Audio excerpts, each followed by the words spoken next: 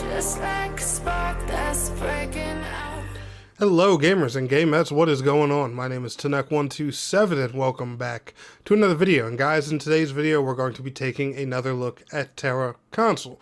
However, if you want to stay up to date on all things TERA Console, make sure you are liking today's video, subscribing to the channel if you are new, and let's go ahead and get on into today's subject. So, first and foremost, I'm well aware that, there are all kinds of, talks, rumors, and stuff like that about people working on a new version of TERA, some type of future upgraded version of the game coming out and stuff like that.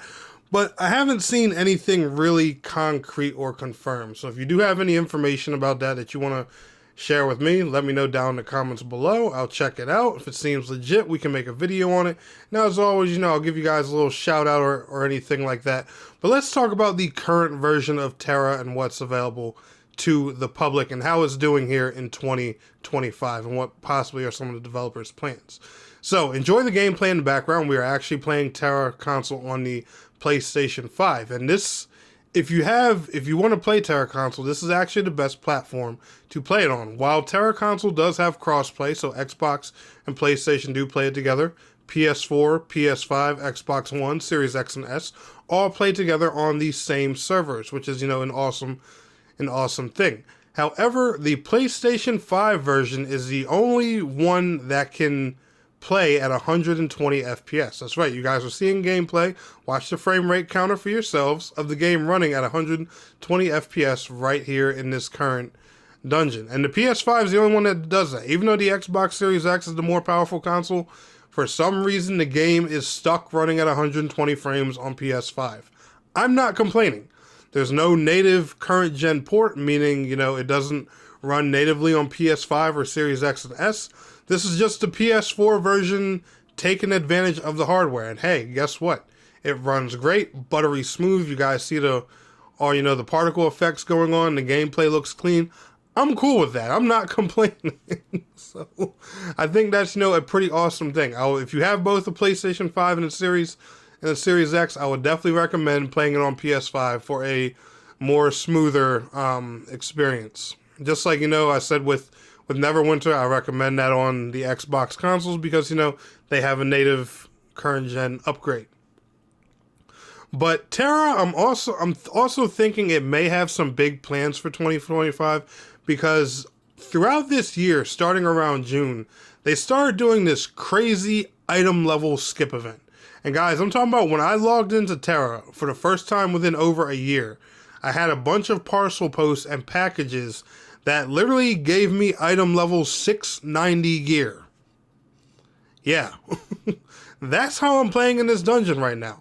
That's why you guys are seeing me sucking it so bad, because I've never played it before. I was given a bunch of high-end gear, and I was like, oh, well, I'm going to make my viewers a nice fancy video today because I can access some of the big boy dungeons. And little did I know I was going to get my ass kicked somewhat because I haven't played the game in over a year. So I'm fine with that. But why would you give away that kind of gear, just in parcel posts? No requirements, nothing. Just, hey, you've been playing the game. Here's some nice high-level gear for you to run some nice high-level content.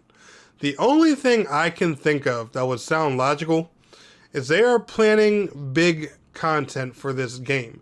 And if they actually are doing that, I think that's a wonderful thing because TERA Console has been so stale these past few years. Like, besides some constant, dungeon swap-ins and swap-outs, additions of new battle passes to bring new cosmetics and stuff like that, TERA Console really hasn't gotten any solid, really expansion or add-on content for years now. And, the main priority when TERA Console first came out, I don't know if you guys remember, but the main priority was just basically catching it up to the PC version.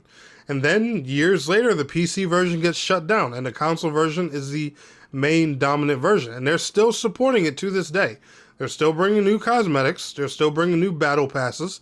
They keep swapping dungeons in and out and, doing some revamps to them and keep doing class balancing and stuff like that. They've even made a little update vlog about how they want to make some, some changes to combat and things. You can tell that they do have plans for TERA. I can't tell what their overall end game is. Like, there are times where, it scares me and I think, like, they're just trying to let it sit there and just milk what they can. Because, in typical developer fashion, some developers tend to do that with dying games, and it's a scary thing to think about.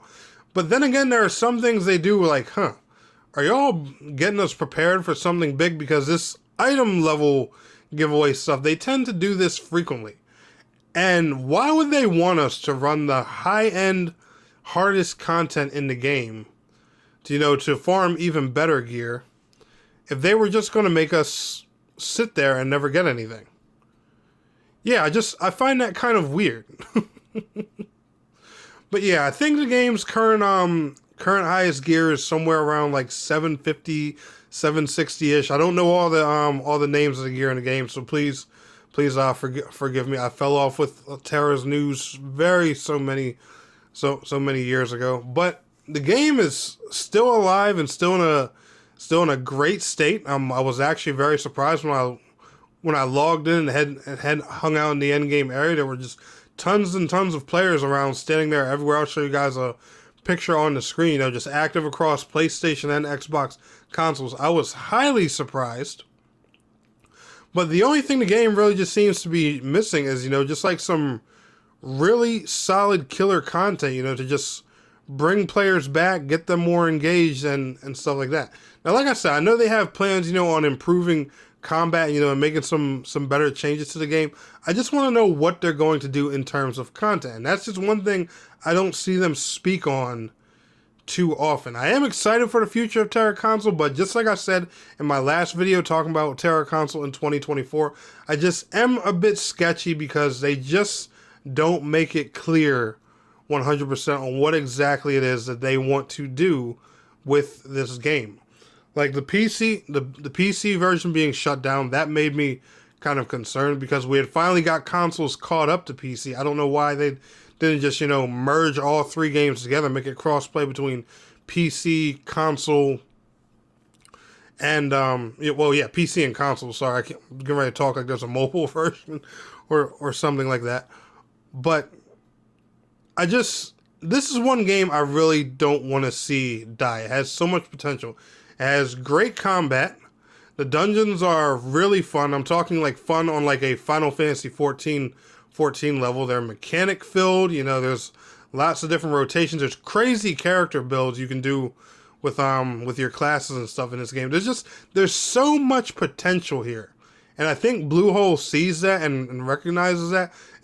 I can't help but wonder, what is it they are going to do? But as you guys can see, the game's really active. When I queued up for this dungeon after equipping my item level 690 gear, I got a queue literally within a minute or two. And keep in mind, guys, I'm a DPS. I'm not a tank or a healer, so having a queue that quick is still shocking on a game this old that's supposedly dying. But the end game players, they're there. They're still farming that fashion and stuff like that. Now, granted, in a game like TERA, cosmetics can really keep you busy because the character models in here, they're really appealing. So, cosmetics, will do great in this kind of game. But I just feel like, with more good content and stuff like that, more dungeons added, more questing, expanding on the storyline and stuff like that, I feel like TERA could really thrive again. And also, getting some current gen support out there, especially if the consoles are going to be your main version. Why not upgrade this to take more advantage of the Series X and S and PS5? That's just one thing that I'm surprised they haven't done yet. The PS5 version is clearly capable. It takes the PS4 version right away and bumps up to 120 FPS. So if you actually utilize the hardware in its consoles, imagine what TERA could look, run, and feel like. I'm just saying. Let me know what y'all think down in the comments below. Are you still playing TERA Console? Let me know. Y'all enjoyed today's video? Smash that like. I'll see y'all in the next one. Peace out. Have a good one.